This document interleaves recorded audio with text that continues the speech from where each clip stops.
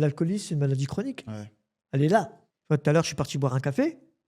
À côté de moi, il y a le petit vieux qui boit son rouge, l'autre qui boit son demi. Oui, Bah, moi, j'ai malheur de toucher à ça. Je suis reparti.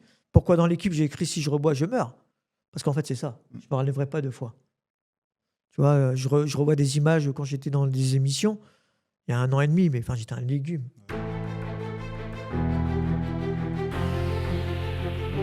Bonjour à toutes et à tous et bienvenue dans Le Revers de ma médaille, le podcast où les sportifs de haut niveau osent raconter la face cachée de leur carrière. Alors dans ce nouvel épisode, on reçoit Jérôme Thomas, l'un des boxeurs français les plus titrés, double médaillé olympique, plus de 300 combats à son actif.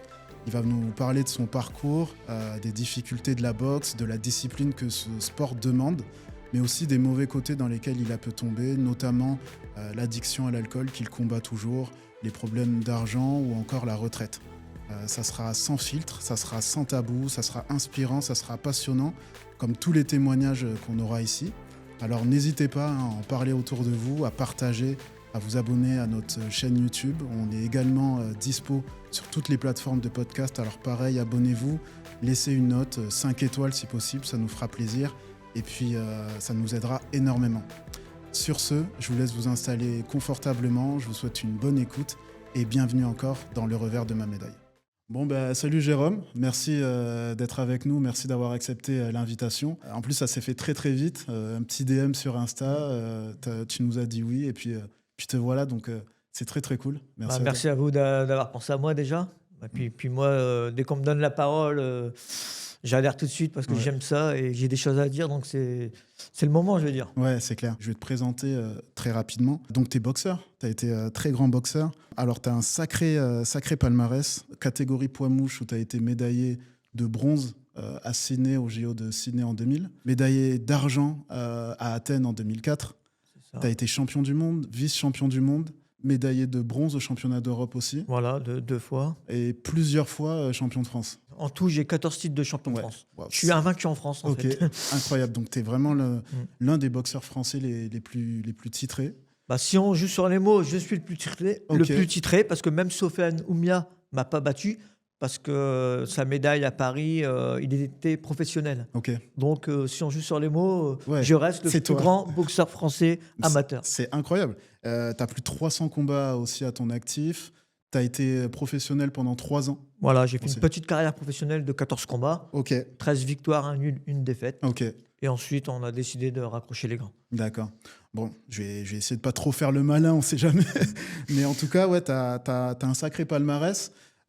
Et si tu es ici avec nous, c'est aussi et surtout pour nous parler de la face cachée de cette carrière, de ce parcours personnel qui va inspirer beaucoup de personnes, je pense. C'est ça, oui, parce que vous allez découvrir, je pense, en m'écoutant que, le boxeur, il est là pour gagner, le footballeur pour marquer des buts.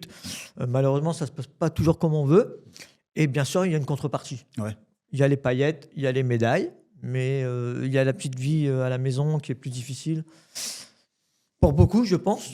Moi, j'ose en parler parce que c'est ma thérapie, mais beaucoup souffrent aussi en silence. Ouais, c'est super, mais c'est hyper intéressant. Et puis, c'est totalement dans le thème, de toute façon, de ce podcast où on est avec des sportifs et des sportives qui vont se dévoiler, comme ils se dévoilent un peu rarement, et un peu comme le milieu du sport, en fait, l'incite pas vraiment, tu vois. C'est un milieu encore... Non, parce que c'est tabou. C'est ça. L'alcoolisme, c'est tabou.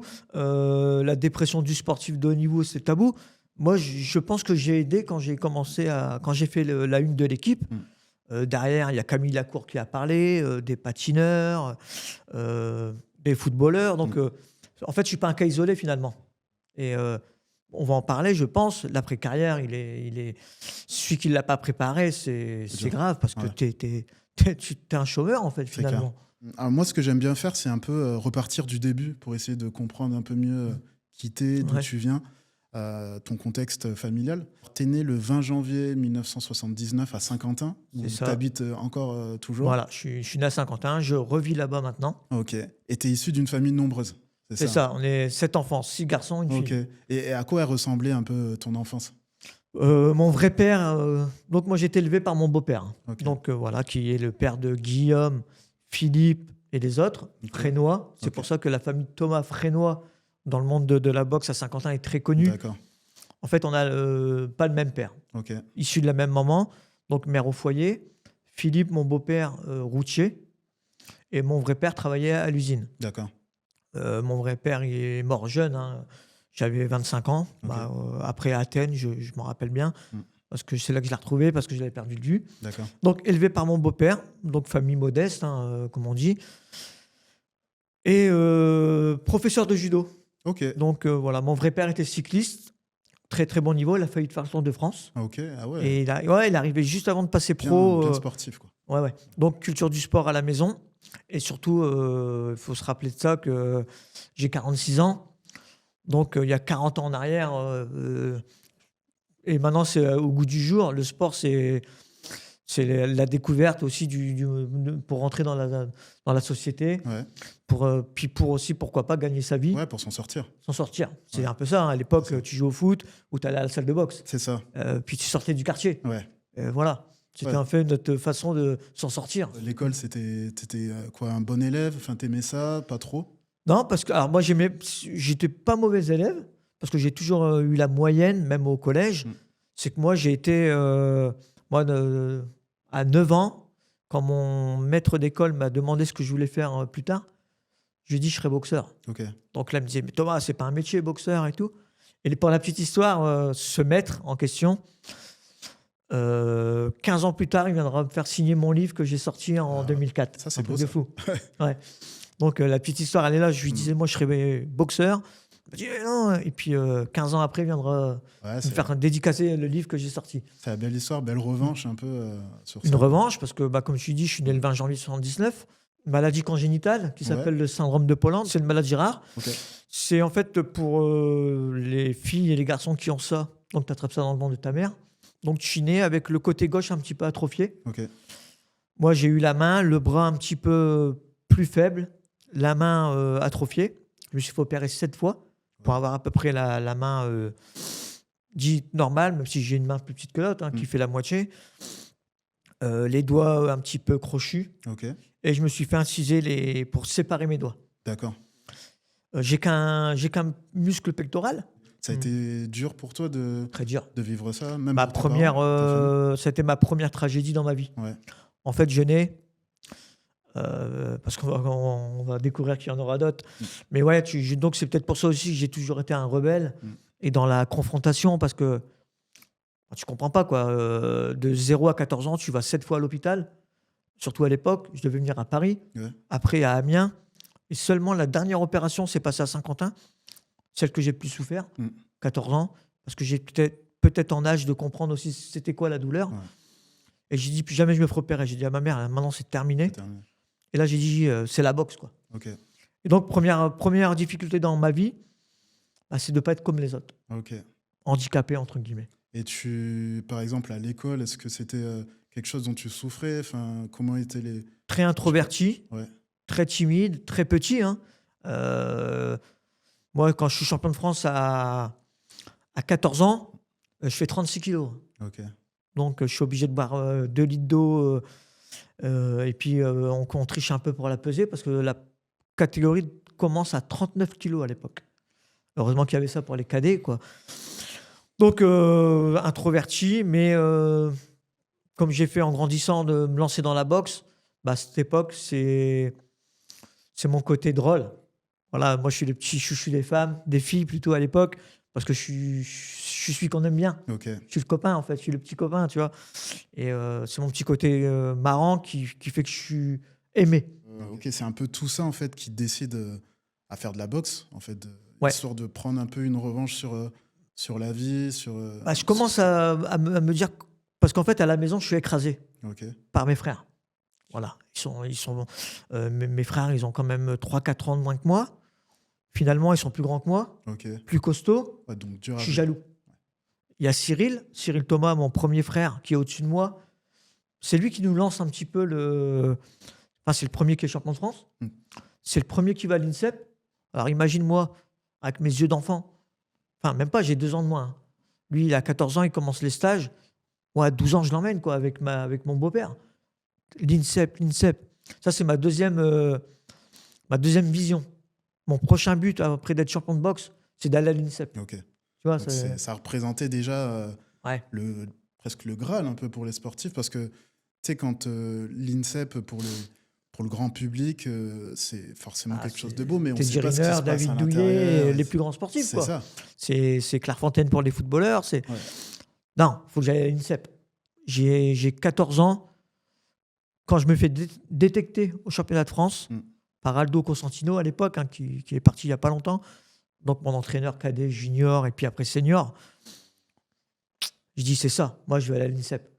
Encore une fois, il y a le délire de quitter Saint-Quentin, quitter ma famille parce que je suis écrasé dans cette famille, j'ai pas ma place et je veux exister, quoi. Je veux la revanche sur la vie. Le petit handicapé, il va devenir quelqu'un en fait. Okay. C'est comme ça que j'ai pris les choses. T'es petit. Hein. Donc c'était pas forcément dur pour toi de t'éloigner de ta famille, en fait, c'était même une libération, limite. Ouais, moi c'était un souhait. Ok. Dès que je pouvais, je savais que j'aurais pris la poudre des scampettes et de voler mes propres ailes. Okay. Ils t'ont manqué quand même un peu quand tu étais à l'INSEP, parce que tu es resté combien de temps à l'INSEP? Moi, je suis parti, alors officiellement, je suis rentré à l'INSEP à 16 ans. Ok. Parce qu'à 15 ans, je suis refoulé. Pour la petite histoire, quand je veux rentrer à l'INSEP à mes 15 ans, je fais le stage de sélection. Je ne suis pas pris parce que justement, trop frêle physiquement. À la place de moi, ils prennent un fameux Brahim Asloum. Ah ouais, d'accord. Ça commence déjà. Ouais, déjà, ça commençait, tu vois.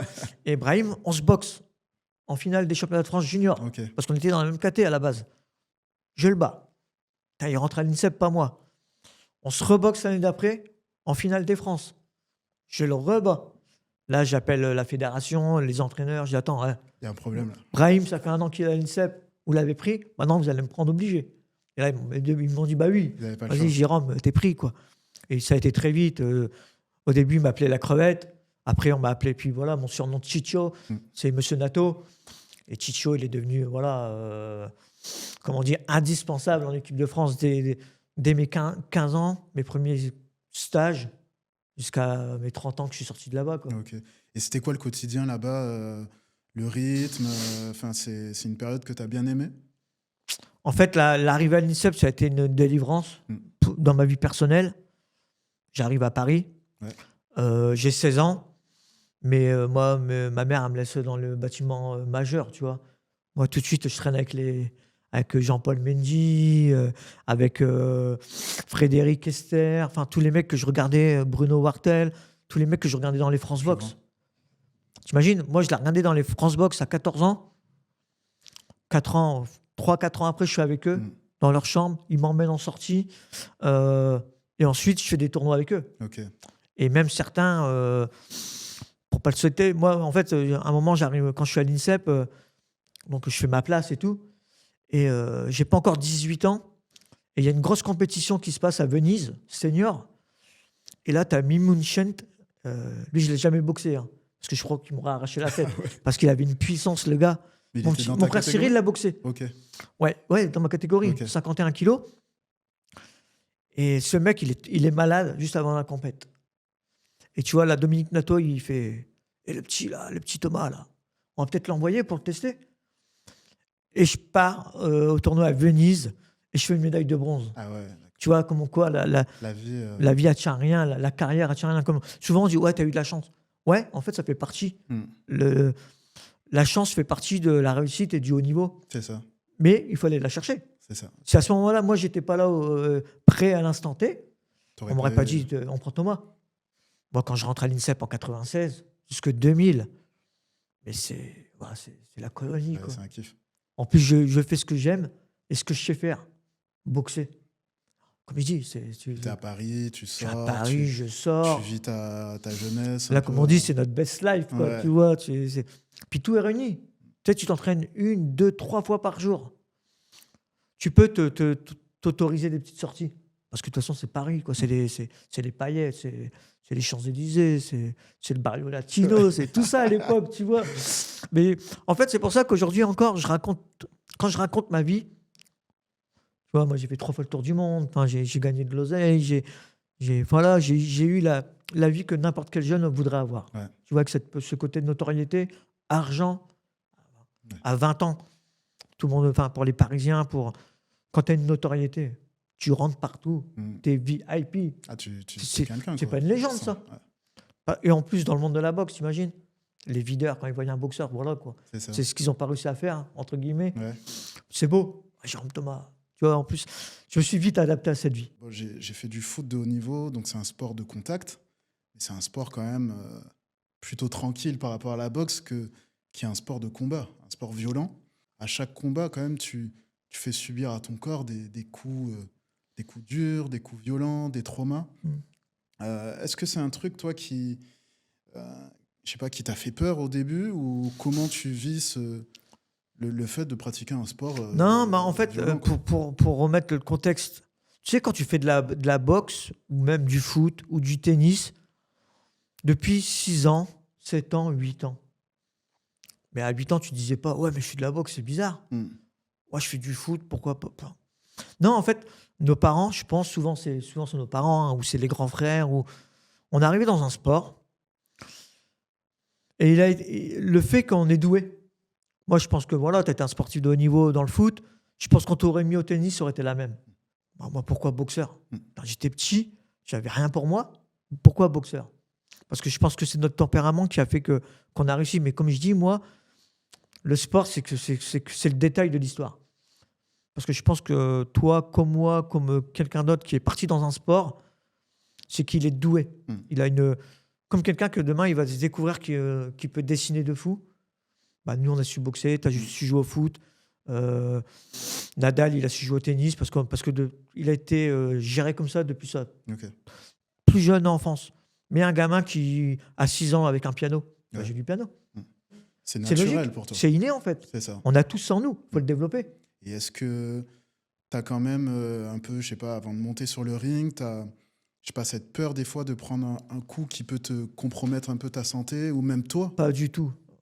Pas du tout. Moi, quand j'ai commencé la boxe de 8 ans, encore aujourd'hui, quand j'explique aux enfants, parce que je donne des cours, je vais dans les hôpitaux. En fait, la boxe, c'est l'escrime du poing. Tu es là pour marquer des points. Elle est où l'idée de mettre KO le mec ? Ça arrive, tant mieux. Et comme je dis, c'est la boxe pro, ça plus. Mais quand tu es en boxe amateur, la boxe olympique, à mon époque, avec des gants taille 10, 12, un casque, un t-shirt, 3 rounds de 3 minutes. Logiquement, ton corps, il ne peut pas souffrir. À la rigueur, tu vas plus souffrir à l'entraînement. Parce que tu mets beaucoup de sparring, beaucoup de gants. Mais en vrai, le combat en lui-même, il n'y a pas l'effet de danger. Tu marques des points. C'est l'escrime du point, hein, finalement. Et tu as quand même eu déjà des mauvaises, je sais pas, des mauvais coups que tu as reçus, des blessures qui t'ont laissé un peu... Imagine, 300 combats amateurs, 250 victoires. Il m'est jamais rien arrivé. Ah ouais. J'ai fait l'erreur. J'ai voulu encore une fois faire du Jérôme Thomas, le fanfaron, le malin. Oh, je passe pro. Ah, la musique, les belles tenues, les pop-on girls, le show. Tu vois, tout ce que j'ai aimé, en fait. Tout ce que j'ai toujours aimé dans ma vie. Ah, putain, je peux le faire. 14 combats. Un nul, une défaite. Tu vois, il me manque des dents que je suis en train de me les faire refaire parce que ça a un coup. Donc, je refais les dents que j'ai perdues en boxe pro. Normalement, les boxeurs, ils n'ont jamais un truc à l'oreille. J'ai chopé un chou. C'est quoi ça ? C'est un coup. Ça fait un tampon. Ah ouais. Tu vois ? Et donc là, t'entends mal de cette oreille ? Ça va, j'entends bien, mais tu vois, je peux pas mettre des AirPods, quoi, tu vois. C'est un peu chelou. Les arcades, je n'en parle même pas. Parce que les coups de tête à gogo, puis tu fais 12 rounds. Tu fais plus 3 rounds. Le nez, bah, t'as bien vu. Ça, c'est au Cirque d'hiver, je m'en rappellerai toujours. Un de mes plus beaux combats, tu vois, Cirque d'hiver, c'est à Cariès qui me fait boxer. Un 6 rounds contre un portoricain. Il avait 4-5 kilos de plus que moi. Mais je voulais boxer. Cirque d'hiver, quoi. Ça se refuse pas. Canal+. Ça se refuse pas. Donc, je le fais. Lui m'a pété le nez, par contre. Ouais, donc la douleur, en fait, c'est limite comme si tu la sentais pas ou Non, ça coule, quoi. C'est le lendemain. Franchement, le lendemain... Un peu plus dur après. Après, le lendemain, c'est dur parce que tu te dis « Waouh, qu'est-ce que j'ai encore fait ?» C'est surtout les gens. Moi, ma copine de l'époque, elle me disait « Mais pourquoi tu fais de la boxe ?» Je dis « Je kiffe. » Elle fait « T'as plus besoin de ça. » En plus, à cette époque-là, c'était une fille qui faisait du droit, elle était avocate. Jérôme, t'as pas besoin de faire de la boxe. On a de l'argent, on a ce qu'il faut. Mais moi, je dis, mais non, c'est mon truc. Ouais. Laisse-moi mon délire, quoi. Mais elle avait raison, parce qu'en plus, je commençais à être un petit peu moins sérieux. Donc, la boxe pro, un combat amateur, tu peux un peu tricher, tu vois. Ouais. 3 rounds de 3, tu peux. Tu peux accrocher, mais 12 rounds, Ouais, c'est comme ça. même quelqu'un qui est moyen, il peut te faire du mal. Ouais. Et justement, tu parlais de ta copine de l'époque, mais tes proches, par rapport au fait que tu fasses ce sport-là, ils étaient pas forcément inquiets? Comment dire? On est une famille de boxeurs. Ouais. Ils savent ce que c'est. On est 7. Sur tous les garçons, il y en a 5 qui ont fait de la boxe. Ma sœur, elle a fait de la lutte. Ah non, c'est normal. Ouais. La culture, quoi. C'est tout. Et c'est marrant parce que tu sais que dans tous les repas de famille qu'on faisait après gala, après les gros combats de Cyril, parce qu'il y avait quand même Cyril, Jérôme, Guillaume, Philippe, le petit Julien. Donc imagine, sur une paire d'années, quoi. Ouais. Et jamais on a parlé de l'accident. Peut-être la seule fois où vraiment on a parlé de boxe, c'est que Cyril, il a fait un vrai championnat du monde. Parce qu'il faut comprendre que la boxe pro, les championnats du monde, des fois, c'est des championnats du monde à 2 balles. Ok, ça Hein, a parce que- arrangé tout ça? Non, mais avec les ceintures en paille, quoi. Ok. Tu vois. Là, il avait fait un vrai championnat du monde. Il n'y a pas beaucoup de Français qui font des vrais championnats du monde. Et un Mexicain, on s'en rappellera toujours, il s'appelait Cristobal Cruz. Et si tu veux, le lendemain, on se rejoint pour manger tous ensemble. Hein. Putain, mon frère, il arrive, il est bleu. Personne n'a pu lui faire la bise. Ouais. Il était bleu. Et là, tu vois, c'est là qu'on se dit quand même, c'est quoi le jargon dans la boxe? Il ne faut pas faire le combat de trop. Ouais. Bah, ça veut dire ce que ça veut dire. C'est le jour où tu prends trop de coups, que limite, tes enfants, ils vont te regarder. Vas-y, papa, enfin, Ouais, là, voilà, quoi. là, c'est chaud. Alors, imagine ceux qui font du MMA aujourd'hui. Tu peux pas sortir de la cage avec une tête comme ça. Ouais. Pour ta famille. Pour... C'est ça. Non, c'est pas possible. Après, il y a le côté sadomaso de la boxe. Se faire du mal pour se faire du bien, tu vois ce que je veux dire? C'est un peu le délire. Ouais, parce qu'un boxeur, il se fait du mal. Déjà, il fait des régimes de fou. Parce que tu sais qu'il y a des catégories de C'est poids. ça, ouais, c'est ce que je voulais te Donc, entre le régime, te demander. priver de boire de l'eau, t'imagines, c'est inhumain. C'est de la torture. Hein. C'est de la torture. Ouais. Pas boire, pas manger, t'entraîner comme un chien. À l'époque, je crois pas qu'on était les plus riches. Ouais. Hein. Sans jeu de mots, nous, on tapait pas dans un ballon, on prenait pas des millions, tu vois. Ouais, Et en plus, on aime ça. c'est ça. Pourquoi? Pour la gloire? Pour une poignée de main? C'est peut-être que tu te sens exister en fait en faisant ça. Ouais, puis c'est un challenge. Tu- Tu sais, personne n'a compris pourquoi j'étais jamais passé pro. Ouais. Mais moi, à l'INSEP, en tant que sportif de haut niveau, à faire le tour du monde tous les mois, je suis dans un pays. En plus, je suis bien. Moi, je prenais 10-15 000. Voilà, c'est rien par rapport à un footballeur. On est d'accord. 10-15 000 par quoi? Par mois, Par mois? Ok. d'euros, à C'est- partir de 2000, c'est beau. Ah, c'est beau. Hein. Pour un boxeur amateur. Ouais. Je vivais de ma passion. J'ai commencé à travailler en 2012, moi. T'imagines? Ouais. Donc, sans les primes, sans les médailles olympiques, j'étais heureux. Ah ouais, t'as un train de vie. Un boxeur professionnel, à part des Tony Yoka, des Brahim Masloum à l'époque. Voilà, oui, Tony, il a signé un contrat à 8 millions avec Canal+, tatati, tatata. Mais un champion olympique, on en a un tous les 30 ans, Ouais. 20 ans. À part nous, un peu plus depuis quelques années. Mais à l'époque, un boxeur pro, il gagne 3 000 euros. Comment il vit? J'avais absolument pas idée que tu gagnais aussi bien. Ah ouais, non, mais si, boxeur. moi, Ah moi, ouais. moi, tout le monde le savait. Hein. Ouais. Même Dominique Nato, il disait, mais arrête de dire combien tu gagnes. Attends, Tu vas te faire contrôler un jour. Moi, je dis, non, mais je déclare. J'ai gagné beaucoup d'argent, j'ai rien mis de côté, quoi. Ouais. J'ai pas investi, tu vois, la grosse erreur de ma vie. Ok, Si tu me poseras la question peut-être tout à l'heure, c'est quoi Ouais. tu regrettes? Sincèrement, c'est un peu c'est ça. ça. Ok. J'ai tellement vécu. Tu vois, j'ai 46 ans, j'ai Ouais. l'impression. Tu vois, des fois, je me dis, encore une fois, pourquoi je suis pas toujours en cohérence avec les gens? C'est que ce que j'ai fait dans ma vie à 20 ans, tu vois ce que je veux dire? En fait, j'ai tout fait, je crois. La seule chose que j'ai pas dans ma vie, c'est un enfant, tu vois. J'ai pas d'enfant. Voilà, je crois que si je meurs demain, ça serait mon seul regret de ne pas avoir eu d'enfant. Moi, j'ai une copine, je suis bien. Bon, elle peut pas avoir d'enfant. Ah, c'est pas grave. Ouais. On s'aime, c'est ça beau. Bah, puis notre vie, elle est Puis la vie t'offre autre chose aussi. je pense qu'on a notre bonheur ailleurs. Ouais.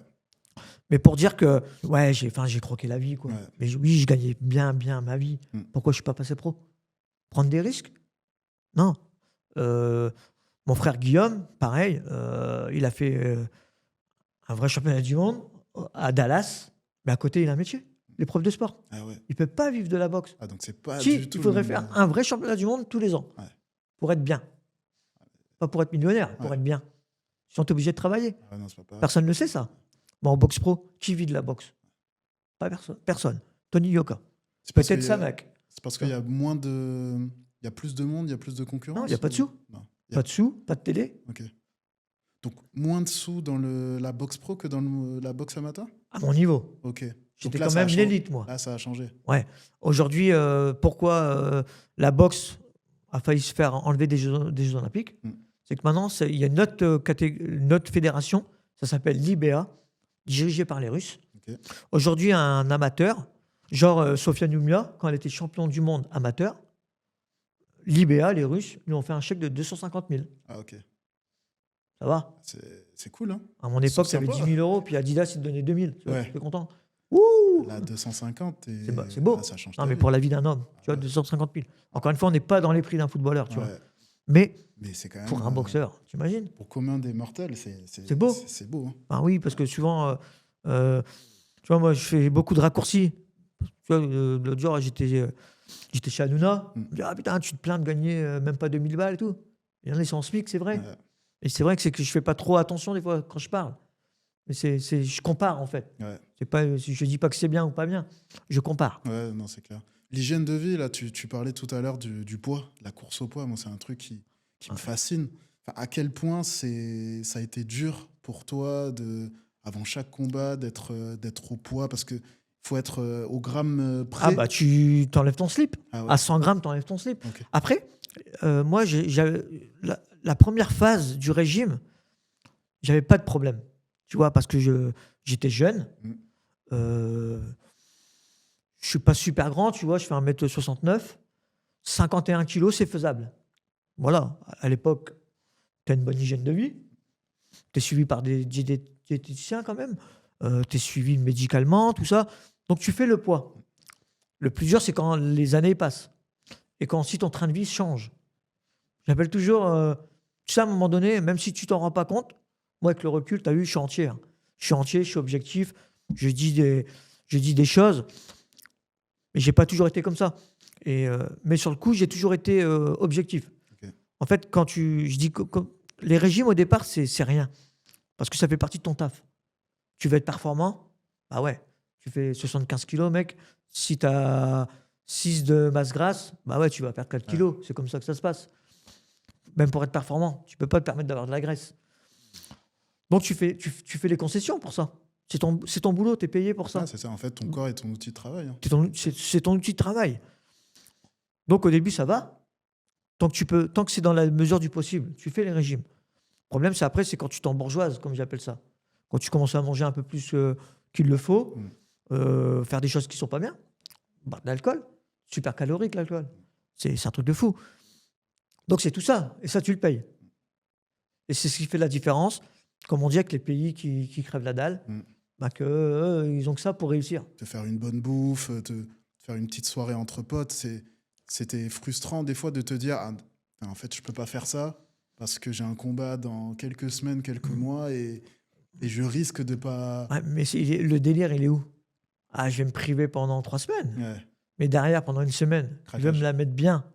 Tu vois, à tous les niveaux. Et c'est ça qu'on appelle l'effet yo-yo. Nous, c'est... En fait, le mois type de Jérôme Thomas, quand je suis à l'INSEP, c'est 3 semaines, tu charbonnes, tu manges bien, tu t'entraînes bien, tu dors bien, tu fais ta compète, qui dure une petite semaine, donc 4-5 combats en une semaine. Dans la mesure du moins bien, bah, tu perds au premier tour. Bah, derrière, tu te la mets parce que tu vas reprendre 4-5 kilos d'un coup. Ouais. Pour ceux qui ont des problèmes, qui aiment bien boire un coup, ils vont reboire. Ceux qui vont fumer un peu, ils vont fumer. Tu as ceux qui ont déjà une vie à peu près stable, qui vont se faire plaisir avec leurs femmes, leurs enfants. Parce qu'il y en a. Hein. Ouais. On n'est pas tous j'allais dire des chiens fous. Tu vois, on n'est pas tous comme ça. Hein. Heureusement. Il y en a qui sont plus posés. Il y en a qui sont posés. Il y en a, ils ont aussi leur religion. Donc voilà, ils n'ont pas les mêmes excès qu'un mec comme moi à la base. Donc tout ça, c'est chacun sa différence. Mais un mec comme moi, c'était 3 semaines et demie de privation. Bon, en plus, j'avais la chance que la compète se passait souvent bien. Donc, j'allais souvent au bout. Et donc, derrière, pendant 2-3 jours, c'était un lâchage. Mais j'ai été obligé de se gratifier. Ouais. Comme je te dis, chacun son truc. J'aurais eu une femme, des enfants, j'aurais fait plaisir à la famille. On serait parti en week-end. Moi, non, je préfère aller faire la fête sur Paris. Ouais, chacun son truc. C'était ton moyen de décompresser, Mais c'était 2-3 jours. Ouais. 2-3 jours. Après, tu te dis, voilà. Après, nous, en plus, on avait cette chance d'avoir Dominique Nato. Nous, t'arrivais le lundi matin, pesé. Ouais. Et comme on gagnait bien notre vie quand même, à ton avis, s'il y avait du poids en trop, tout de suite, la sanction, c'était quoi? L'oseille. Ok. Ouais. Quand tu touches quand on t'enlève 100 balles par 100 grammes, hein. T'inquiète pas que tu te démerdes pour aller courir la veille pour arriver au poids. Ah ouais. Ouais, mais c'est la carotte. Ça t'est déjà arrivé avant un combat de pas être au poids? Ouais. Moi, je peux te raconter un truc de ouf. Tournoi de qualification pour Pékin. Donc, t'as vu pour les Jeux Olympiques de Pékin. Parce que j'ai fait Pékin quand même. Ouais. On le sait pas parce que j'ai perdu au premier tour. Mais j'ai réussi à aller à Pékin. Pourquoi je te dis réussir? Parce que à partir de 2006, j'arrive plus à faire le poids. Okay. Parce que je vis la nuit. Je picole un peu trop. J'arrive plus à faire 51 kilos. Mais voilà, on va me remercier quand même. La Fédé va me remercier. Il faut qu'on me qualifie pour aller à Pékin. Okay. Mon dernier cadeau, en fait, d'aller aux Jeux Olympiques une 3e fois. Et si tu veux, tous les tournois de qualif, j'arrive pas. Et je vais en Italie. C'était l'avant-dernier tournoi pour se qualifier pour les Jeux. Forfait de poids. Dans le jargon, c'est faute professionnelle. Ah ouais. Bim, pas de salaire pendant 1 mois et tout. Et là, je me dis, mais comment je vais faire? De combien t'étais pas au poids? Je sais pas, il devait me rester peut-être 200 grammes. C'est rien du tout. C'est rien du tout. Mais j'avais déjà été 1 heure au sauna avant, à 5 heures du matin. J'avais couru 1 heure. J'en pouvais plus. J'en pouvais plus. J'ai dit, monsieur Nato, je peux pas. Laissez-moi tranquille. Ouais, mais non, va courir une dernière fois. Je lui dis, c'est mort. Ouais, t'as tout donné, là. J'en pouvais plus. Et tu vois, c'est là que ça. Là, j'ai eu un. Tu vois, c'est dur parce que dans ta vie d'athlète, tu vois, t'as pas de salaire. Tu vois, t'es sanctionné. Hein. Et ça a été putain, dans ma vie, dans ma vie d'athlète, forfait de poids, quoi. En fait, t'as pas assuré, quoi. Ouais, t'as failli à ta mission. En fait, t'as baissé les armes, là. Ouais. Et ça m'a marqué. Heureusement, au tournoi d'après, j'ai réussi à faire le poids. Mais pour te dire, pendant plus d'1 heure et demie, 2 heures, sauna, courir, mais j'en pouvais plus. J'étais à poil, hein, j'ai pas pu. J'ai dit, laissez-moi tranquille. Je suis reparti dans ma chambre, je m'en rappellerai toujours. J'ai bu de l'eau pétillante, tu vois. Bam. Et là, je me suis endormi. J'ai dû me réveiller fin de la journée, tu vois. Puis après, voilà, hein, tu reprends la vie, faut assumer après. Hein. Tu ressens, là, tu parles. Là, comme je dis, t'as failli. T'as failli, quoi. Tu te sens pas minable, mais. Si, presque. En fait. Mais en fait, tu vois, que je t'en parle aujourd'hui, c'est un truc de fou parce que je me suis jamais posé cette question et je me dis, en fait, est-ce que c'est pas là que je me suis dit, waouh, Jérôme, t'es plus. Ouais, ça y est, c'est fini. Attention, Titio, t'es plus Titio en fait. C'est ça. Tu fais plus le poids, tu vois. Et ça, c'est un élément de ma vie parce que t'imagines, je me qualifie pas. En gros, j'ai peut-être pris la place de quelqu'un qui était peut-être plus jeune, plus en vie. Plus fin, ouais. Plus fin, exactement, c'est le terme. Qui avait peut-être envie plus fin que moi. Et ça fait partie d'avoir été le doyen de l'équipe de France, quoi, tu vois. J'étais le capitaine. Voilà, quoi. T'as gagné beaucoup de combats, donc t'étais respecté. T'étais une sorte d'exemple, de modèle aussi. Est-ce que t'as senti cette forme de pression de la fédération, des fois du pays, quand tu vas au JO, c'est un truc avec lequel... Non, en fait, si tu veux, avec les médias, il y a un jeu avec les médias, t'es obligé. Moi, mon discours, il était tout fait. Médaille de bronze en 2000, médaille d'argent en 2004. C'est quoi la suite logique? C'est la médaille d'or. Il y a la médaille d'or. Tu vois, ça plaît. Putain, mais en plus, c'est pas... non, j'aurais pas pu être champion olympique, mais... J'aurais pu faire un petit truc. Franchement, j'aurais pu, parce que celui qui me bat au premier tour, je l'avais déjà battu plusieurs fois, tu vois. Comme quoi, moi, si tu veux, 1 mois et demi avant les Jeux Olympiques, Je n'ai jamais fait de combat d'entraînement. Ok. Je courais. Voilà à quoi servait Jérôme Thomas. Mais j'étais là pour accompagner les autres. Tu vois, mon copain de Chambray, mon meilleur ami, c'était Alexis Bastine. Tu vois, qui n'est plus là aujourd'hui. Hein. En plus, je suis dans sa chambre à Pékin. Pour la petite histoire, moi, je vais être éliminé au premier tour. Pour qu'il dorme bien, je vais faire la teuf la nuit pour le laisser dormir. Non, j'accompagne l'équipe. Je suis le doyen, je suis le capitaine. Mais il faut que je remonte l'exemple, quoi. Ouais. Les gars, moi, je suis là. Et j'ai servi à ça, en fait. Et merci Dominique Nato de m'avoir permis de faire une 3e Olympiade. Parce que, on peut le dire aujourd'hui, il n'y a pas de... Ouais, on m'a emmené une 3e fois aux Jeux Olympiques. C'est ça. Et peut-être pour ma vie personnelle, peut-être que ça a été bien aussi. Ouais. Alors que tu n'étais pas forcément en état et que tu étais plus au haut niveau. Non, j'étais plus dedans. Ouais. J'étais vraiment... en fait, moi, réellement, moi, quand je parle de haut niveau, je ne parle pas d'être champion de France. Pour moi, d'être champion de France, c'est normal. Moi, en fait, ma première belle médaille, elle est en 1997, parce que ça, on ne le sait pas non plus, mais je suis vice-champion d'Europe. Okay. Junior. Et je perds en finale contre un fameux Balakhine, un Russe, qui aurait été ma bête noire, lui. Tout le temps. En fait, en boxe, il faut savoir, en boxe, nous, les tournois, c'est comme les tennisman. Roland Garros. Après, c'est quoi les tournois un peu Wimbledon, l'US Open. Enfin, vous vous rencontrez tout le temps, c'est un circuit. Voilà, ouais. on est tous ensemble, souvent les mêmes. Après, ce qui va changer, c'est juste le tirage au sort. Ouais. Donc, tu vois, quand je sais qu'on ne va pas boxer lui, pourquoi je parle de chance tout à l'heure? Parce que c'est vrai, le tirage au sort. Ouais. Et nous, c'est le tirage au sort intégral. Ouais, ça fait beaucoup. C'est-à-dire que tu prends le champion du monde au premier tour, c'est comme ça. Hein. Imagine, comme je dis pour la petite histoire, imagine, j'aurais boxé mon Gamboa en finale, je le prenais au premier tour, à Athènes. Tu dis, j'aurais pu gagner, j'aurais pu perdre. Mais c'est ça aussi qu'il faut se dire. Donc nous, les tournois, c'est comme ça. Et donc j'étais là aussi pour... parce qu'avec le tirage au sort, j'aurais pu avoir un bon tirage à Pékin. Et j'aurais pu aller jusqu'en médaille de bronze, tu vois, c'était possible. Derrière, c'était l'Italien. Il y avait moyen de faire une médaille, tu vois, comme quoi. Mais j'étais rincé. J'étais rincé. Je mettais plus les gants, je courais. Mais j'ai fait les Jeux Olympiques de Pékin. Ouais. De ces succès, de ces doutes, de ces peurs, toi, t'en parles à qui de tout ça? Est-ce que t'as des proches et tu sais que tiens, il m'est arrivé ça, je sais à qui je vais en parler? J'ai jamais raconté à personne.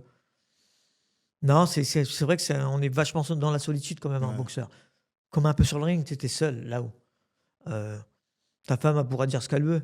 Ton entraîneur, il peut dire ce qu'il veut. Mais tu vois, aujourd'hui, on parle de préparateur mental et tout, mais c'est là-haut, t'es tout seul. Hein. Ouais. Le mec, il aura pu te parler pendant une demi-heure avant. Tu crois pas beaucoup à ça? Tu penses pas que ça peut être un plus pour les générations écoute, je sais pas si j'ai envie de me lancer là-dedans, il faudrait peut-être pas que je dise le contraire. Mais moi, je dis le meilleur préparateur mental, c'est celui qui va expliquer à son athlète qu'il n'en a pas besoin. Tu vois? Donc là, je suis en train de tuer le game, en fait. Ouais. Mais non, mais c'est vrai, putain, si... Moi, je comprends... Pour l'instant, je comprends pas. Si, parce qu'il y a une méthodologie de la réussite. Moi, tu vois, je connais le chemin pour réussir.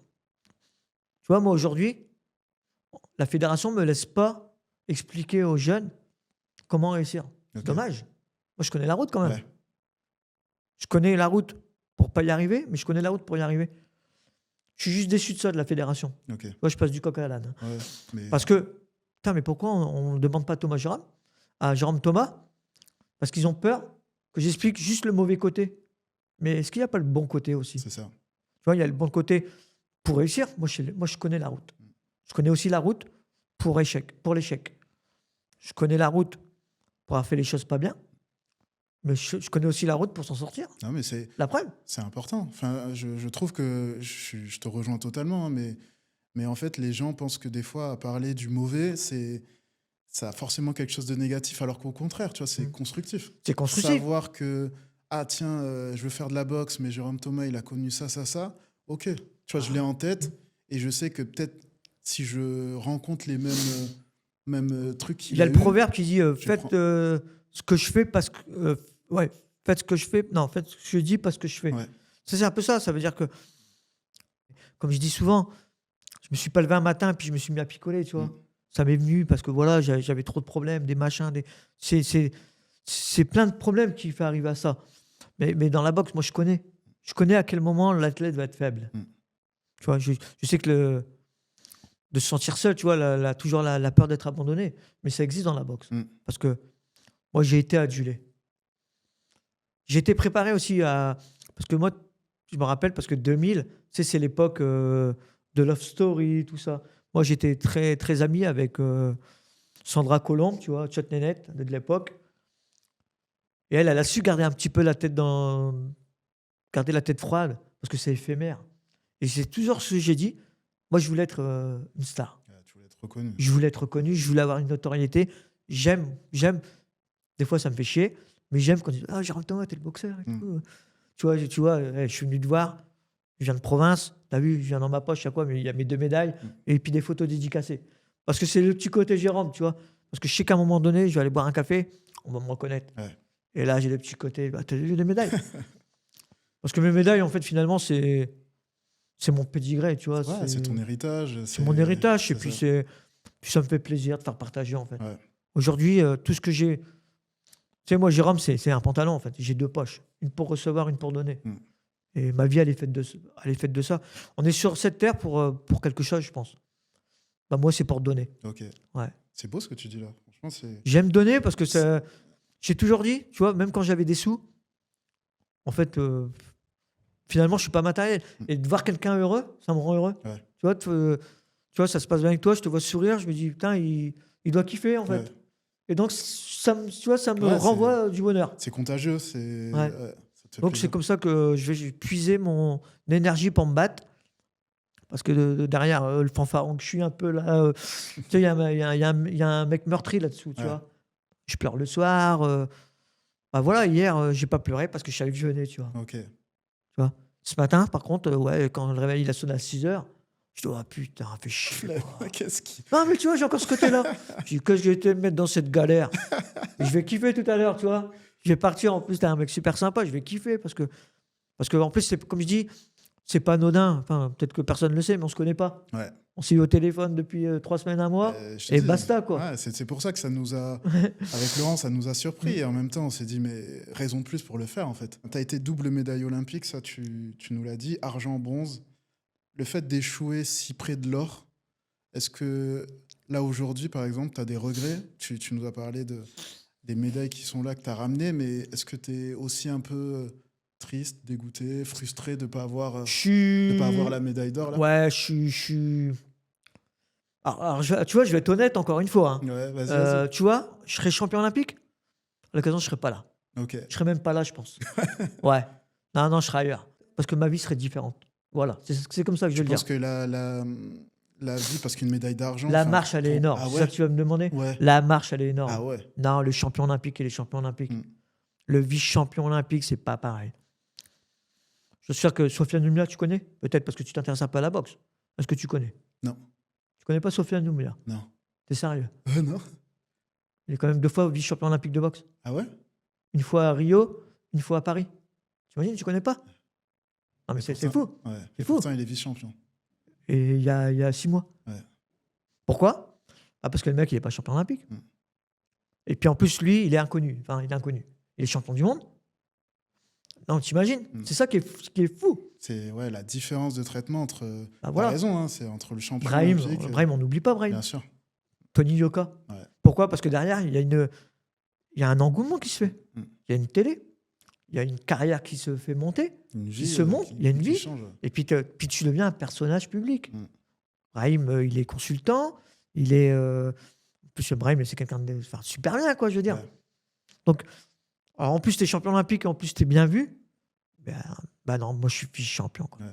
Tu t'as envie un peu, ou est-ce que tu dis non, en fait, c'est mon parcours, et puis c'est comme ça, c'est pas grave? Ah non, je peux pas envier. Ouais. Ah non, bah non. Comme j'ai dit, c'est... Non, je l'envie pas. Je suis heureux pour lui. En plus, Brahim, c'est quelqu'un de bien. Vous voyez toujours là aujourd'hui? Hein? Vous voyez toujours? Ouais, par rapport à la boxe surtout. Hein. Ouais. Mais dans la vie privée, non. Il a sa vie, il a son boulot, il a... Non, parce que, comme je dis, en plus, on n'est pas très loin. Tu vois, il est à Paris, je suis à Saint-Quentin, c'est 150 bornes. Mais non, on se revoit pour la boxe souvent. Mais sinon, non. J'ai l'impression que le monde de la boxe, on se suit de loin. Ouais. Mais vraiment, enfin, pour ma part, je parle pas pour les autres. Garder le contact, c'est compliqué parce que chacun a sa vie. Ouais. Enfin, vous avez vos souvenirs, vous avez vécu vos trucs avant. On a vécu des trucs mais magnifiques. Mais moi, je pourrais te parler pendant des jours. Ouais. Moi, la petite histoire avec Brahim, entre autres, même si à l'époque, on s'est dragué la même fille en préparation pour signer pas en République dominicaine, en Nouvelle-Calédonie. On prépare les jeux là-bas. Et putain, je me rappelle, c'était la fille du patron de l'hôtel.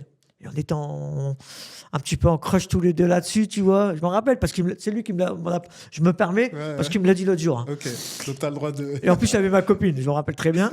Mais la petite histoire, une de mes premières cuites, Saint-Jean-de-Luz, stage avec les grands. On est encore junior, on a 17 ans, tu vois. On est déjà avec les grands. Et on a la même chambre à l'époque, on est inséparables. Et je me rappelle, putain, je reviens, je suis mort. Et il sait que le lendemain matin, à 7h, on a la pesée, que je vais me faire trucider. Et c'est lui qui me déshabille, qui me lave. Parce que je vomis. Première cuite que je prends. Ouais. Tu vois, comme quoi. Et c'est lui qui me déshabille, qui me douche, qui me met au lit. Quoi. Okay. Putain, Chicho, demain, tu vas en chier, mon frère. Ouais. Parce que le matin, 7h, on était sur la plage. Saint-Jean-de-Luz, tu as la sauthérapie. Mais c'était des stages de commando. Ça, c'est une belle histoire, en tout cas. Ah, mais je te dis, je peux te parler pendant 2 jours. Quand j'ai arrêté la boxe en 2012, en plein stade 2, on m'a dit « Qu'est-ce que tu penses de la boxe ?» et tout. Et là, j'ai fait... en fait, tu vois, j'ai diminué la boxe à ça. En fait, la boxe, autour du ring, c'est des proxénètes. Et sur le ring, il y a 2 prostituées, tu vois. Okay. C'était un peu l'image que j'avais fait de la boxe. Parce que, une image forte, mais un peu ça. On comprend. Tu comprends. Genre, nous, on est des tapins. Puis au dehors, c'est qui prend les sous, c'est autour. Quoi. C'est pas nous. Ouais. C'est quoi? Tu parlais des promoteurs. Et voilà, les promoteurs puis les intermédiaires. Ouais. Tu vois, tu vas signer un contrat, allez, je vais dire une connerie, à 100 000 euros. Et à la fin, il va te rester 70 000. Quoi. Ouais. Parce qu'il y a 30 000 qui a sauté. Ouais. Les intermédiaires, on les appelle. C'est ça. Souvent, eux, ils déclarent pas. C'est plus simple de donner l'enveloppe en liquide, tu vois. Si demain, tu prends 1 million et si dans le deal, tu sais qu'il va te rester 800 000, ça va. Ouais. Mais quand tu sais, surtout quand tu sais pas, c'est qu'après qu'avec... parce qu'à un moment donné, avec l'expérience, t'es moins con. Ouais, tu vois. Et tu fais moins confiance. Ouais. Bah, tu te dis, ah ouais... Tu vois, tu dis. Ah, là, je me suis fait avoir. Là. Voilà, moi, je sais que quand je suis passé pro, des fois... Puis je m'en foutais de l'argent. J'avais un petit peu d'oseille de côté. Moi, je t'avoue, quand je suis passé pro, j'étais déjà tombé dans le côté un peu jet set, tu vois. Okay.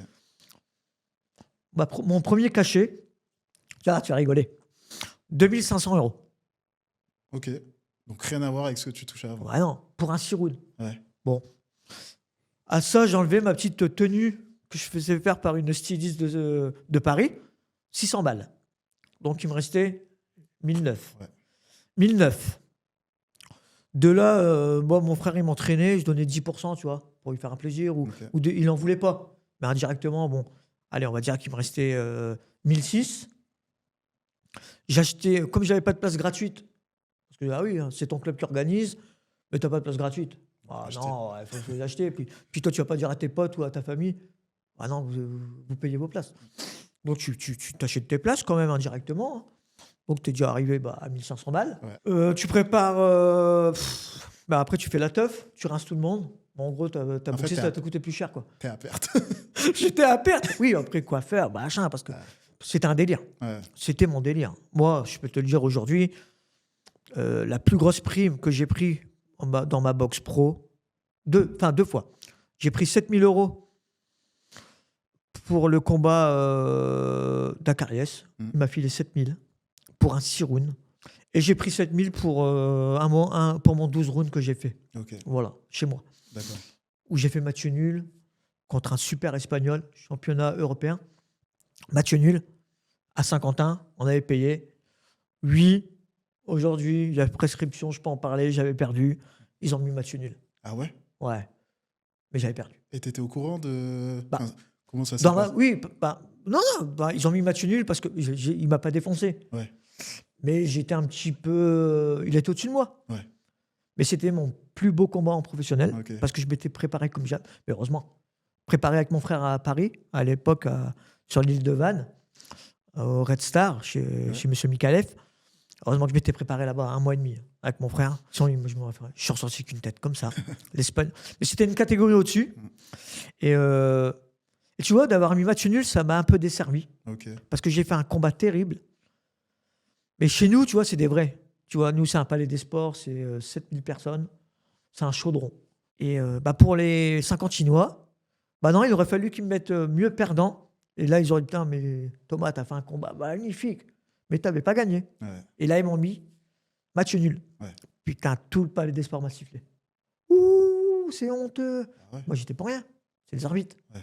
Le côté de la boxe, qu'il y a une petite corruption. Quand t'es chez toi, quand tu payes le combat, faut mieux boxer à domicile. Ouais, ça t'arrange, les décisions, tout ça. Oui, et c'est comme ça aussi à l'étranger. Ouais, c'est pas un mythe. Tu vas à l'étranger, c'est comme ça. Hein. Je pense que tu l'as aussi dans d'autres sports. Hein, puis exactement, t'as tout compris. Clairement. Attends, l'arbitrage, on connaît. Hein. Donc, nous, il y a ce petit côté que tout le monde connaît de toute façon.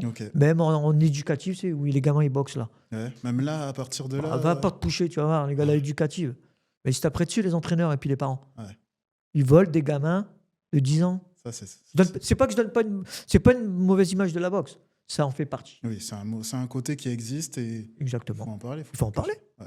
Parce que le gamin qui s'est entraîné toute la semaine et le samedi, un arbitre, parce qu'il n'aime pas son entraîneur ou il vient de tel club, il va mettre le petit gamin perdant. Donc le gamin, il va pleurer pendant 2 jours. Puis qu'est-ce qu'il va dire, le petit gamin de 10 ans? Il va y retourner le lundi à la salle. Ouais. Peut-être que tu as brisé un rêve, un truc comme ça. Carrément. Mais carrément. Et nous, ça, on l'a en international. Mais souvent, quand surtout à l'époque de la scoring machine. Donc la scoring machine, pour faire court, à l'époque de moi, autour du ring, tu as 5 juges. Ouais. Un bouton rouge, un bouton bleu. Pour avoir un point validé, à l'époque avec la scoring machine, il faut que dans la même seconde, quand ils jugent que tu as mis un point, ils appuient. Ok. Alors jusque-là, tout va bien. Ouais. Mais imagine, tu boxes un Russe.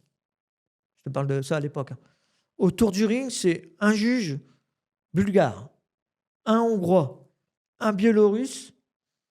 Bon, t'as compris. Oui, ça va. T'as compris. Ils vont pas appuyer pour le petit Français. Hein. Ouais. Ah non, c'est normal.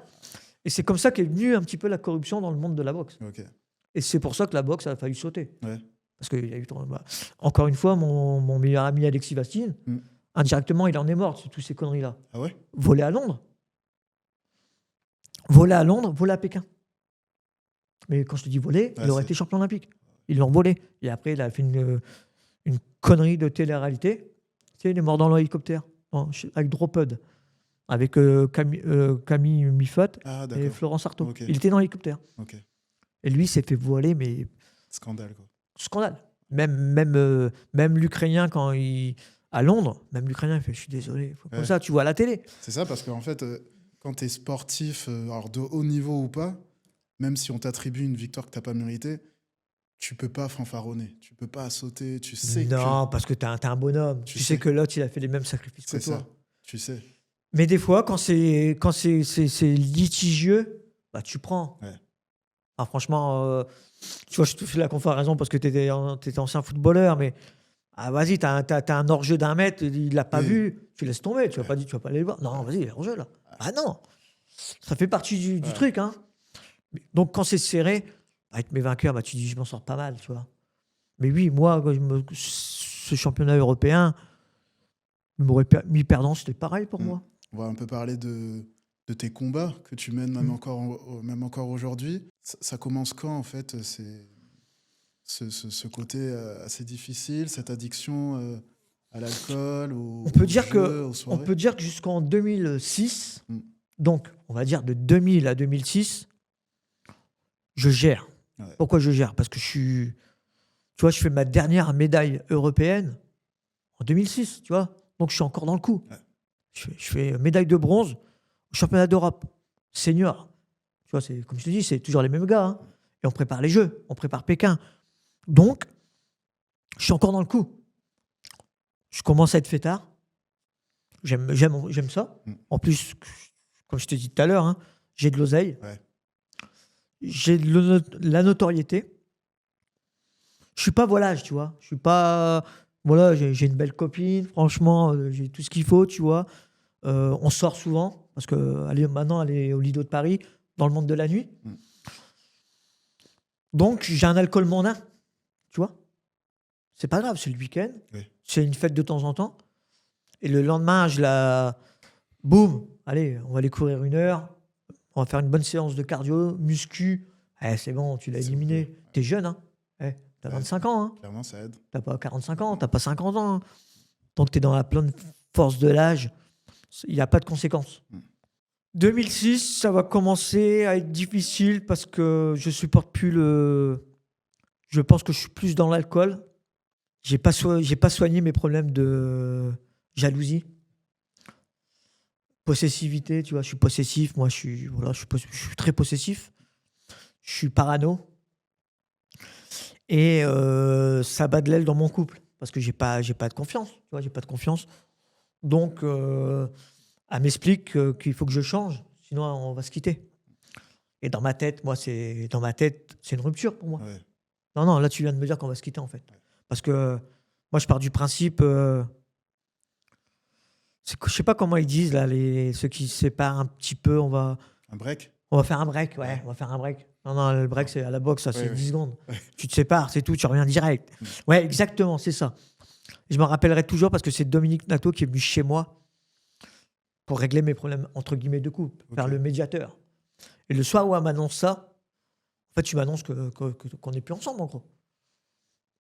Moyennement alcoolisé. Je ne le saurai jamais parce que je ne suis pas arrêté ce soir-là. Hein. Ce soir-là, non, je pète un plomb. Donc, je vois que ça ne va plus dans ma vie. Un petit peu de problème d'alcool, plus de résultats. Ouais. Je n'arrive plus à faire le poids. Et j'accepte pas. Et là, je deviens furax. Donc, je commence à casser tout chez moi. C'est vrai, je commence à tout péter chez moi. Et elle appelle la police. Okay. La police arrive. Monsieur Thomas, vous n'allez pas vous rendre comme ça, vous êtes un beau sportif. Donc, il me parle et tout. Je dis, emmenez-la. Elle est cachée dans la chambre. Et elle ne veut pas sortir. Et donc, eux, ils ne peuvent rien faire, je suis chez moi. Donc, je dis, écoutez, on peut faire une chose bien. Parce que c'est vrai qu'à un moment, on discute là-haut. À un moment, je discute dans la chambre. Je tape dans une tasse et ça lui tape dans le pied. Okay. Elle ira se faire un certificat médical qu'elle ne peut pas aller travailler. Donc, elle aurait pris... C'est pour ça que j'ai pris cher quand même. Elle a pris 1 semaine d'ITT. Ouais, d'accord. Ce qui m'a sauvé, entre guillemets, c'est que dès le lendemain de l'engueulade, elle a retravaillé. Elle a repris le travail. D'accord. En fait, elle ne s'est jamais arrêtée. Okay. Dès le lendemain, allez, putain, viens, il faut que je te parle. On va se rabibocher, c'est pas possible, quoi. On va se rabibocher. Ouais. Non, tu me fais peur, je veux plus te voir. Manque de peau 1 semaine après. J'arrive derrière le Lido de Paris. J'avais envoyé des messages. Bon, je serai là, je viens te chercher. Elle me fait non, tu viens pas. Je veux pas te voir. Et moi, je vais. J'avais bu 2-3 coupes de champagne quand même, tu vois. J'étais sorti sur les champs. Puis là, je prends une balayette. Okay. Oh putain. Balayette. Tout de suite, c'était la BAC. Hein. Vous savez pourquoi on est là ? Je dis ouais, je pense que ma copine nous a appelés. Ouais. Oui. Donc, on est garé devant, ils étaient garés sur les champs. Okay, donc ils me raccompagnent jusque la voiture, garé devant le Lido, mais côté Champs-Élysées. On fait, on va pas vous mettre les menottes, monsieur Thomas. Je dis non. Je me rappelle, c'était un gros Tahitien, hein, lui. Oh, putain, balèze en plus. Je dis, allez, je dis, ouais, allez, putain. Donc, je pars là, en garde à vue. Donc, ils me mettent en dégrisement en attendant la confrontation. Et finalement, au bout de 40 heures, elle vient. Donc, confrontation. Elle va porter plainte, tu vois. Donc, elle repart. Donc, je dis rien. Ils me remettent en garde à vue. Au bout de 46 heures. Wow. 46 heures, frère. Ça s'arrête pas. Waouh. Je vais à la Souricière. Je sais pas pour ceux qui connaissent pas. Donc, et en plus, Jérôme Thomas, avec ma petite sacoche, portable, argent. Donc, tous les mecs qui sont là, c'est des mecs trafiquants et tout. Ouais, Thomas, le boxeur et tout. Ils t'ont laissé tes papiers. Je dis, ouais. Je peux prendre ton téléphone, je passe un coup de fil. La vie de ma mère. Donc, il y en a, je lui passe mon téléphone, mais je connaissais pas. Je me rappellerai toujours, sur l'île, là. Sur l'île, tu sais, où il y a 36 quais des Orfèvres, là. Donc 46 heures, je passe devant le juge. Donc là, il m'explique. Bon, bah voilà, ce que vous reprochez, plainte déposée, tatati, tatata. Finalement, je sors au bout de 49 heures sur le pont, là, je sais pas comment il s'appelle ce pont, où il y a la Samaritaine, tout ça là-bas. Je vais manger au Quick. Je m'en rappellerai toujours. Je vais manger au Quick, j'ai faim. Et je prends le train. Okay. Et là, je rentre chez mes parents. Okay. Ah oui, parce que et je dors pendant 2 jours. Et je me rappelle. Et après, avec Lucie, on se rappelle. Ouah, putain, on était trop loin et tout. Et on se remet ensemble. Ah ouais, donc. Ah oui, on se remet ensemble, frère. On se remet ensemble. Et on fait des fêtes. Tatati, tatata. Certes, je bois, mais pas plus que d'habitude avec sa famille. On fait Noël dans sa famille. Et le premier, tu vois, l'intuition de mec. L'intuition de Jérôme, l'intuition peut-être de la jalousie. Hein. Putain, je lui prends son téléphone. Et là, bonne année, j'espère qu'Aïe, c'est notre année. Je t'aime. Et dans ma tête, ça part en couille. Dans ma tête, ça part en couille. Là, qu'est-ce que je fais? Et je peux pas me contenir. Je prends le téléphone, je l'explose par terre. Et là, elle, tout de suite, elle va avec sa famille. Donc, je pars. Encore une fois, je repars sur mon quartier général, les Champs-Élysées, tu vois. Mon refuge, un peu? Mon refuge, mes soirées où je connais du monde, où je sais que... Et là, je vais me démonter. Ouais, c'est là où ça... Je vais me démonter toute la nuit. Je m'en rappellerai toujours. Jour de l'an, quoi. Je suis en boîte sur les champs. Je me rappelle très bien. Ça s'appelait le 6-7 à l'époque. Bam, bam, champagne, machin. Je sais même pas ce que je branche. Je me retrouve le matin dans une chambre. Enfin, bref. Puis là, voilà, le monde s'écroule. On passe au tribunal mi-janvier pour menace de mort. Hein. La finalité de l'histoire, c'est que son avocate est partie.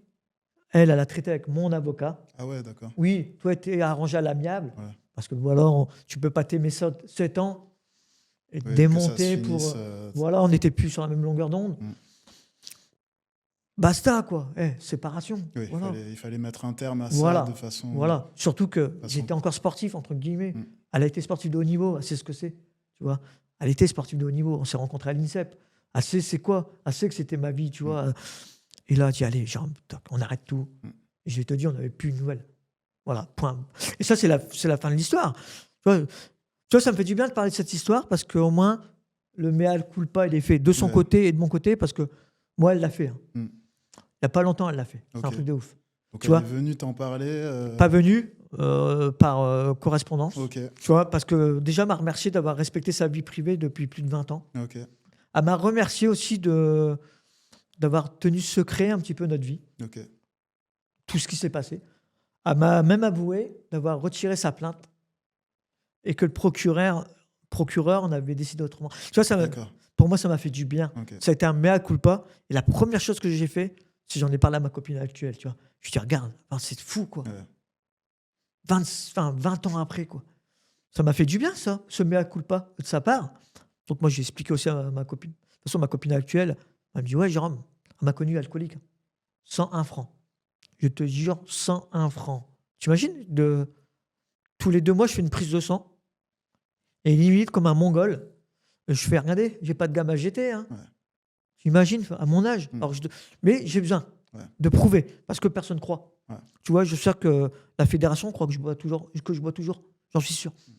La mairie de Saint-Quentin, ils ont mis plus d'1 an à croire que je bois plus. Okay. J'en suis sûr. C'est tous les jours. Ça, c'est dur, tous les jours. Tu vois, des fois, le soir, je pleure, ça doit être pour ça. Ouais. Putain, pourquoi on ne me fait pas confiance? Pourquoi? Tu sais, en plus, je voudrais redevenir le Jérôme Thomas de athlète. Ouais. Je sais qu'avec le sport, c'est mort. Mais je pense qu'avec ma vie privée, je peux refaire. La preuve, toutes les choses que je fais dans les hôpitaux, tout ça. Est-ce que c'est un peu le début de cette descente un peu aux enfers où t'en sors pas indemne. C'est ça. T'en sors pas indemne. Est-ce que tu te réfugies du coup encore plus dans les soirées? Ouais, t'en sors pas indemne parce que après tu... Ouais, mais après ouais. J'aime pas moi mettre quelqu'un de... Parce que si je parle comme ça veut dire que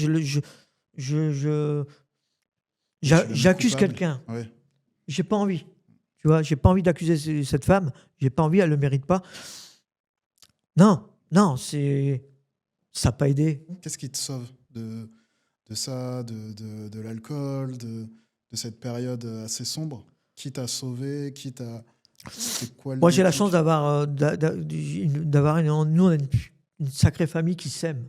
On se le dit pas, on se le dit mal, mais on s'aime de ouf. On s'aime, on est des, tu vois. Moi, tu vois, maman, elle est malade. Tu vois, moi, mon père, il est mort de ça. Ma grand-mère aussi. Maman, elle est un peu dedans, elle est dedans. Et tu vois, malheureusement, des fois, ça rassemble. Tu sais, comme quelqu'un les drames, ça rassemble. C'est malheureux. Hein. Et on s'aime pour ça. Et puis, moi, j'ai Angel, quoi.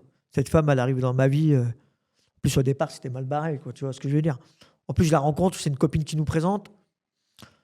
Cérémonie d'ouverture des Jeux Olympiques de Tokyo. Tu vois, c'était sortie Covid. Elle, crise de la quarantaine. Moi, crise de la quarantaine. Il n'y avait rien. En plus, le milieu. Rien pour qu'on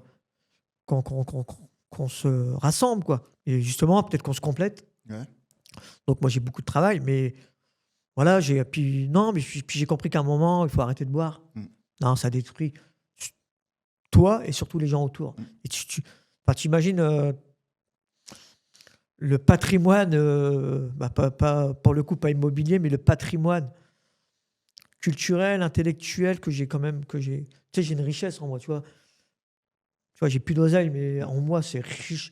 Tu vois, demain, tu vas me dire, mais Jérôme, faut que je t'invite. Faut que tu me racontes, on va parler pendant 3 jours. Tu peux parler. Demain, là, tu peux m'appeler, là, on te rappelle, en Terre Inconnue, ou l'émission à la campagne, là. Parce que je peux parler pendant des heures, parce que ça me fait du bien. Ouais. Tu sais, comme j'ai parlé pour mon alcoolisme, c'est ma thérapie, hein, de parler. Et cette fille, donc, elle a été une pièce maîtresse dans ma guérison. Tu sais quoi, j'ai tellement tout détruit. Je sens que j'ai détruit des gens qui ne m'ont jamais dit. Et moi, je me suis mis beaucoup de gens à dos à cause de l'alcool. Parce que ce n'était pas Jérôme, c'était l'alcool. Tu vois. Mais c'est une maladie. C'est une maladie. On est 7 enfants, je suis le seul alcoolique. Donc, ce n'est pas à cause de maman, ce n'est pas à cause de papa. C'est la vie. Voilà, demain. Tu vois, moi, aujourd'hui, comme tu dis, je suis en. Comment on dit quand tu es en suspens, quand tu as le cancer, tu es en rémission. Je suis en rémission, moi. Parce que l'alcoolisme, c'est une maladie chronique. Ouais. Elle est là. Tout à l'heure, je suis parti boire un café. À côté de moi, il y a le petit vieux qui boit son rouge, l'autre qui boit son demi. Oui, moi, j'ai malheur de toucher à ça. Je suis reparti. Pourquoi dans l'équipe, j'ai écrit si je rebois, je meurs? Parce qu'en fait, c'est ça. Je ne me relèverai pas 2 fois. Tu vois, je revois des images quand j'étais dans des émissions, il y a 1 an et demi, mais j'étais un légume. Parce que j'étais en sortie de cure, j'étais sous cachet. Je sais pas, maintenant, je me regarde aujourd'hui, tout le monde me dit, Jérôme, tu te sens mieux. Tu te sens mieux. Puis je parle. Tu vois, d'habitude, j'aurais pas pu te parler de tout ça. Ou j'aurais pleuré, ou je t'aurais dit, fallait, on arrête, quoi. Là, tu es un peu plus en paix avec. Je suis en paix avec moi-même. Ça, et tu es sur le chemin, le chemin de. Je suis sur le chemin de la guérison. Ouais. Tu sais, je suis en paix avec moi-même. Et puis voilà, c'est pas pour parler de toi, mais tu vois, il y a des gens qui mettent en confiance, tu vois. Tu vois. Parce que il n'y a pas que des gens bienveillants aussi aujourd'hui, tu vois. Parce qu'il y a les gens, parce qu'il y en a quand même. Tu sais, ceux qui vont faire retomber Jérôme Thomas. Parce que, on l'avait dit, je ne tiendrai pas. Parce que, comme je t'ai dit tout à l'heure, tu sais, d'avoir une grande gamelle sans filtre, c'est à double tranchant. Ouais. Exactement. C'est à double tranchant. Surtout dans la vie actuelle. Hein. C'est clair. Avec les requins. Les requins, puis on reprendra des phrases que j'avais dû mettre dans le coin d'un article, puis on va le ressortir. Ouais, toi, tu dis ça, mais en fait, maintenant, tu dis ça. Donc, c'est d'être intègre, c'est dangereux. Ouais. Surtout dans notre vie actuelle. Surtout moi, tu vois, je suis un fonctionnaire, je suis à la ville de Saint-Quentin. Je dois faire attention à ce que je dis, ce que je fais. Et justement, dans cette nouvelle vie, tu parles beaucoup aux jeunes. C'est vraiment ta cible première. D'où ça t'est venu, cette envie de te dire, allez, maintenant... ma vie, c'est raconter la mienne. Je suis un gentil. Tu vois, heureusement que je viens pas tous les jours à Paris, quoi. Putain, moi, il fallait la manche, le mec direct, je suis obligé de lui acheter un truc. Putain, pourtant, c'est peut-être moi des fois. Tu sais, quand j'ai été malade, parce que ça fait un petit moment que je suis malade, et j'ai toujours aidé les gens. Alors que moi, personne ne m'a aidé en vrai. Et c'est quelqu'un qui m'a dit ça aux gens, mais Jérôme, t'étais malade, on te voyait dans le mal, On te voyait te situer des fois. Mais t'es tellement Jérôme qu'on n'ose pas dire que t'es malade. Et je dis, comme je t'ai dit, moi j'aide les gens parce que c'est ma façon. Ma façon de vivre, c'est d'aider, d'exister. Tu vois? T'imagines, j'ai fait, entre guillemets, regarde, je suis encore sur les réseaux, quoi. C'est qu'il y a une raison. C'est que j'ai un besoin d'exister. Ouais. Et j'ai une vie pour exister. Ça veut dire que je fais pas rien sans rien non plus. Tu vois? Ouais, aujourd'hui, ma cible, c'est les jeunes et les gens qui sont en cure. Parce que les jeunes, voilà, c'est pas à 16 ans qu'il faut les choper. C'est à 9-10 ans. Ouais. Après, il est trop tard. Et tu as des retours de jeunes qui, quand tu vas les voir, je sais pas, dans les écoles. J'ai que ça, moi. Ouais, ils sont contents. Moi, en plus, il faut. Donc, ils sont reconnaissants de ce que tu leur. Moi, j'ai l'âge de leurs parents. Ouais. Voilà, j'ai 46 ans, donc j'ai l'âge de leurs parents. Je suis très connu à Saint-Quentin. Jérôme Thomas, tout le monde le connaît. Presque en bien, presque. Et si tu veux, quand j'ai arrêté la boxe en 2012, j'étais animateur dans les centres sociaux, dans les centres de loisirs de Saint-Quentin. C'est-à-dire que les gamins, aujourd'hui, qui ont 20 ans, bah, je les ai eus, moi. Ouais. Ah, vas-y, Jérôme, machin et tout. Donc, si tu veux, toute la jeunesse, ils me connaissent. Et puis, j'ai grandi avec leur grand frère. Ouais. C'est-à-dire que, en fait, je suis dans une génération où tout le monde me connaît. Ouais, tu as ce truc de transmission. Tu savais qu'en arrêtant la boxe, comment t'imaginais la suite quand tu annonces ta retraite? Tu avais une idée de Moi, je savais pas que allait ressembler ta vie? En fait, je savais pas que j'allais être malade. Je savais pas que j'allais tomber dans l'alcoolisme. Donc, je me suis toujours dit, j'ai le temps. J'ai le temps, c'est bon. Je te dis, en 2012, quand j'arrête la boxe, j'ai encore de l'argent de côté et je gagne 2000 nets par mois. À entraîner 2 heures tous les soirs. Okay. Le club. Je suis en CDI au boxing club, payé par la ville de Saint-Quentin. Et voilà, mon délire, c'est de faire le cours de 18h à 20h. Ouais. À des loisirs, à des femmes, aux éducatives. Voilà. Je suis entraîneur du club à temps complet. Elle est belle, 2000 balles. Ouais. J'ai encore de l'argent de côté. Ma copine de l'époque est avocate. Enfin voilà quoi, belle famille. Son père est plein de projets pour moi. Parce qu'il comprend pas pourquoi je reste dans le milieu de la boxe, quoi. Tu vois, j'aime pas cracher dessus, mais ouais, c'est un monde spécial. Franchement, c'est un monde spécial.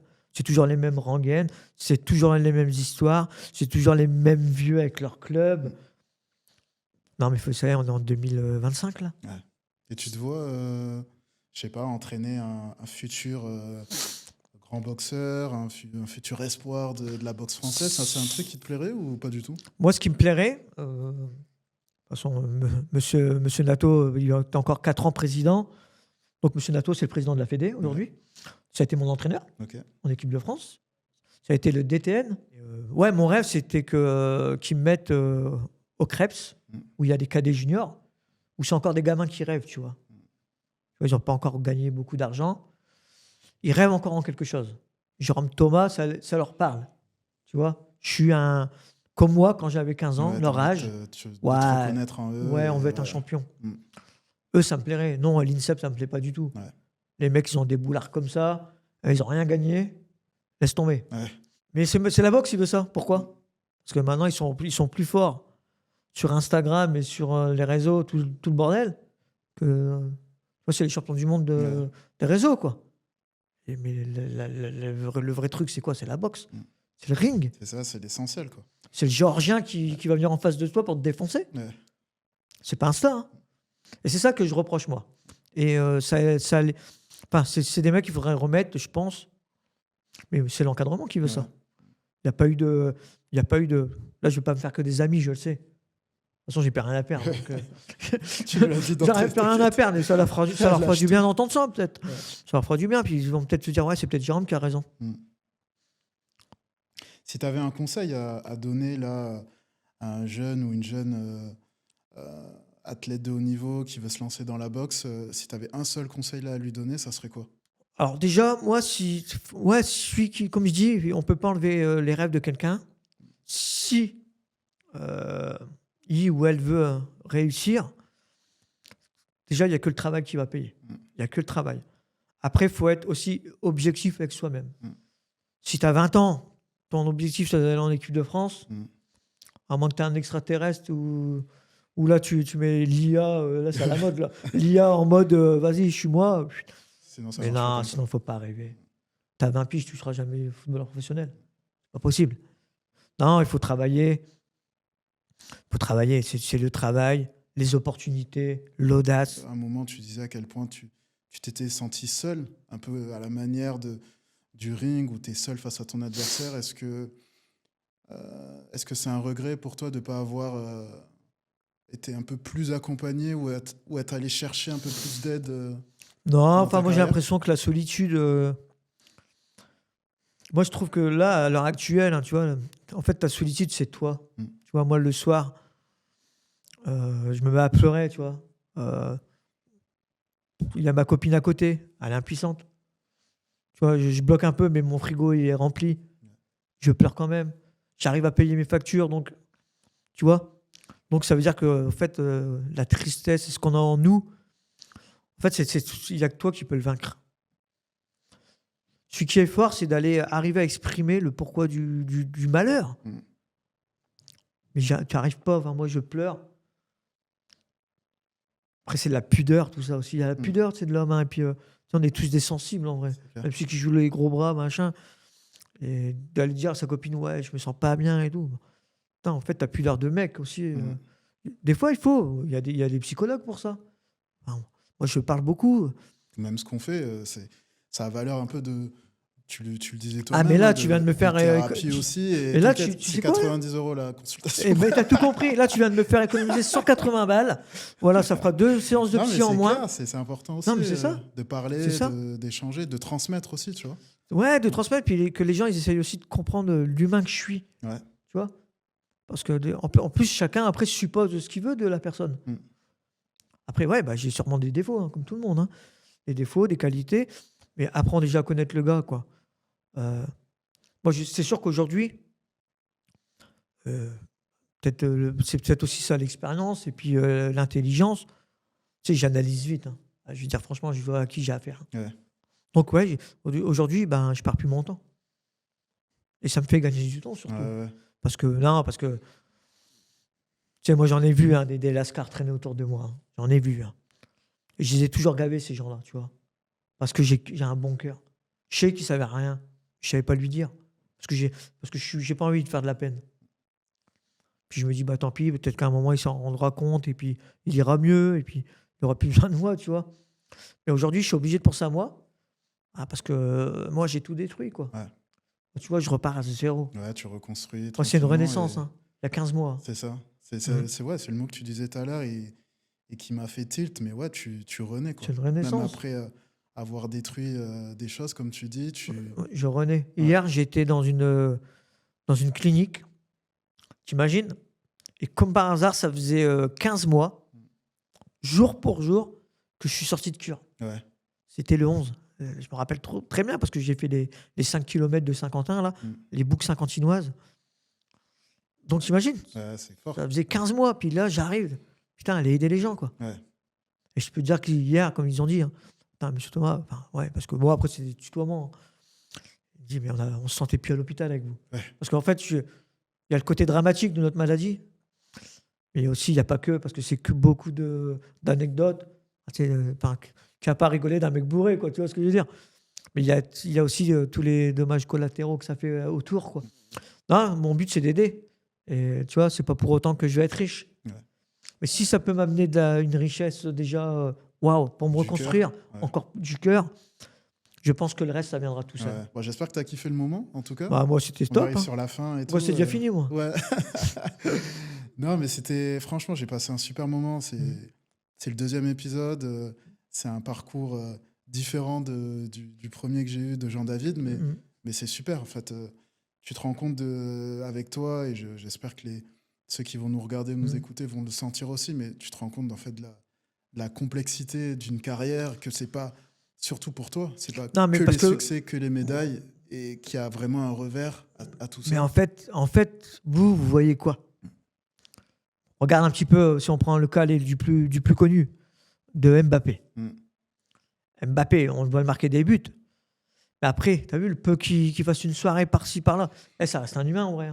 Ouais. Il a des envies comme tout le monde. Hein. C'est pas un robot. On ne l'allume pas le matin et puis il joue au foot. Et ça, les gens, ils comprennent pas trop. Alors que pour moi, c'est tellement logique. Ouais.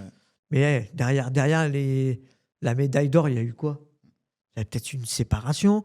Moi, je sais que j'ai des potes qui ont fait les Jeux Olympiques avec moi à Sydney. Alors après, c'est des choix. À un mois des Jeux, sa femme, elle a accouché. Il n'a pas été. Pour rester en stage. Bon, c'était son choix. Ouais.